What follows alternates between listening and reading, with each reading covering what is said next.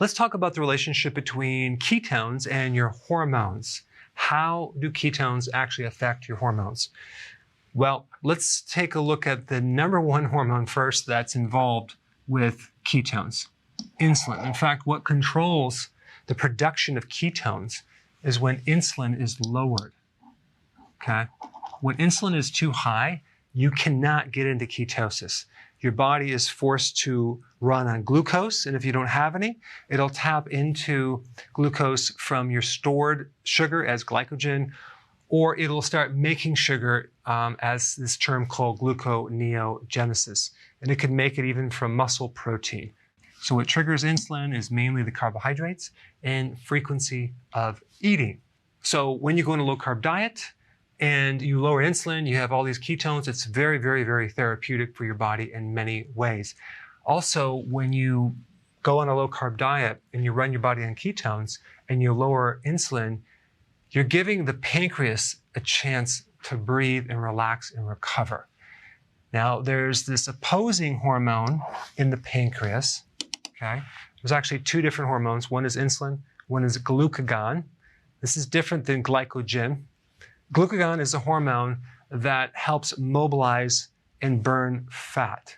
It's stimulated by a moderate amount of protein, or intense exercise, or the reduction of carbs, as well as the reduction of insulin. So they kind of work back and forth.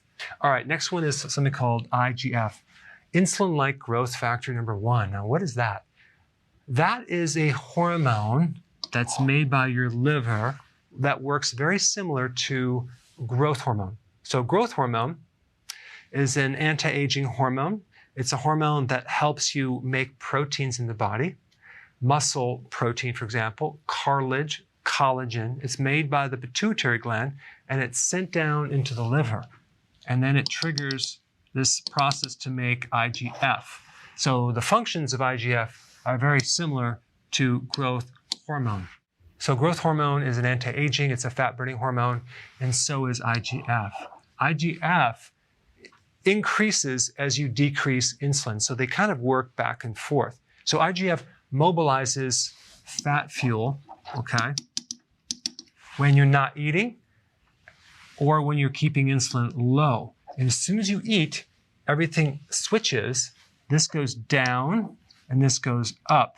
So now we're into storing fat and using the calories that you're eating as energy. Whereas this hormone mobilizes the energy from your storage, your fat cell, as well as stored sugar as well. So IGF number 1 and growth hormone, that's right here. Then we have cortisol. What is cortisol? Cortisol is an adrenal hormone. It's made by the outside of your adrenals, and it's called a glucocorticoid because it's involved in glucose, in that when cortisol goes up, what it does is it mobilizes the stored sugar as well as protein and breaks up the protein. It's called deamination.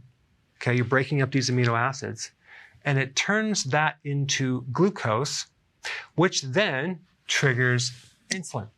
So if you go through a lot of stress, chronic stress, and you get this elevation of cortisol, this is why you get fat in the gut, because the body's mobilizing the proteins and turning it into sugar and actually helping you make more sugar. And all that sugar is being converted into fat around your gut. It's a survival mechanism. So your body wants to hold on to fat in case it's starving and you're not eating and you can survive. So this is why some people can even get fat by having too much cortisol, because cortisol eventually leads to a spike in insulin. Okay, next one is thyroid hormones. Now, when you go on a ketogenic diet and you're making ketones, many times you'll see a drop in T3. This is the active form of thyroid hormone, so it'll go a little bit lower. Is it a problem? No, it's not, because ketones allow your body to extract more energy from the calories if you compare it to sugar. So it's more efficient at extracting fuel. And it has less waste, less CO2. So the thyroid actually does not have to work as hard. So this goes down a little bit. What you won't see is the thyroid stimulating hormone from the pituitary. And this is how they diagnose a hypothyroid condition. So if we see no change with this, but this goes down, it just means that your body has adapted and is becoming more efficient. And you'll find that you really won't have any negative symptoms. Your T3 will be a little bit down, but you feel fine. You have a lot of energy because ketones actually give you more energy.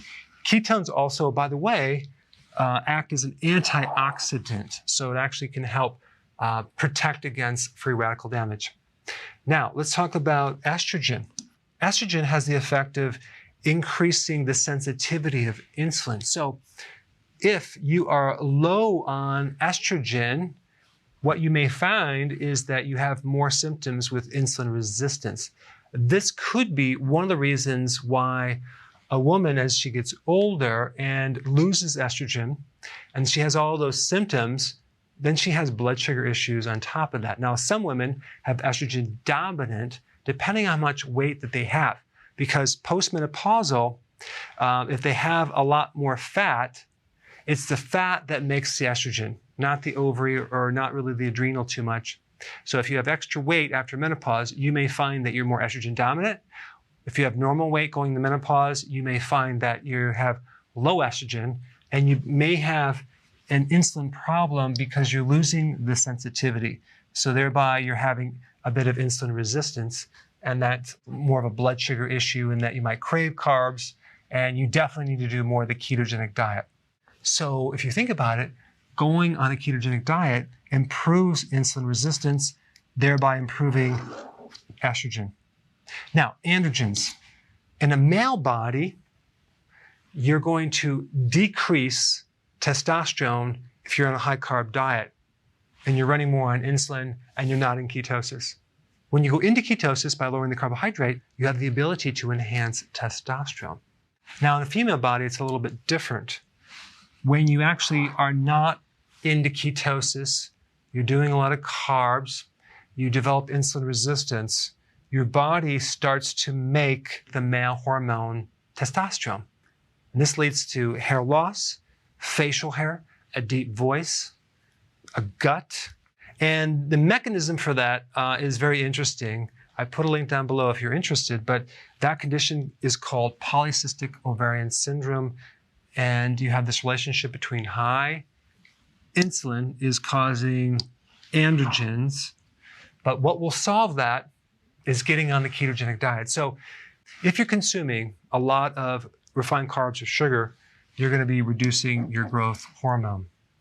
Ketones help the thyroid to become more efficient.